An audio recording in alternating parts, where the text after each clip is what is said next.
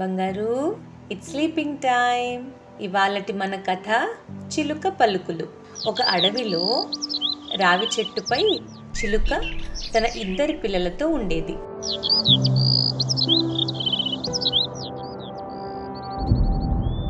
ఒకరోజు పెద్ద గాలివాన రావటంతో చిలుక గూడు పడిపోయి తల్లి చిలుక చనిపోయింది.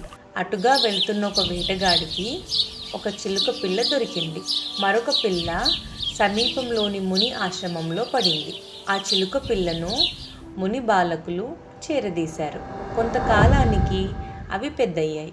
ఒకరోజు ఆ ప్రాంత రాజు అడవిలో వేటకు వెళ్తుండగా వేటగాడి వద్ద పెరిగిన చిలుక రాజును చూసి, ఎవడో వస్తున్నాడు, తరిమేయండి వాడిని అంటూ అరిచింది. రాజుకు ఆ చిలుకపై అసహ్యం వేసి ముందుకు కదిలాడు.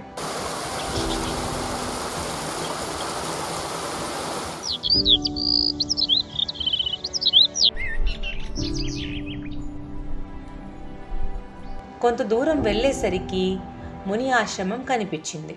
అక్కడున్న చిలుక రాజును చూసి, దయచేయండి మహారాజా, మీరు మా ఆశ్రమానికి రావటం చాలా సంతోషం అని ఆహ్వానించింది. అప్పుడు రాజు, ఈ రెండు చిలుకలు చూడడానికి ఒకేలా ఉన్నాయి, కానీ వీటి స్వభావంలో ఎంత తేడా ఉంది అన్నాడు. దానికి ఆ చిలుక, వాడు నా తమ్ముడే మహారాజా, వేటగాడి వద్ద పెరగడం వల్ల అలా మారిపోయాడని చెప్పింది. దీనివల్ల తెలిసే నీతి ఏంటి? పెరిగిన వాతావరణం బట్టే ప్రవర్తన ఉంటుంది.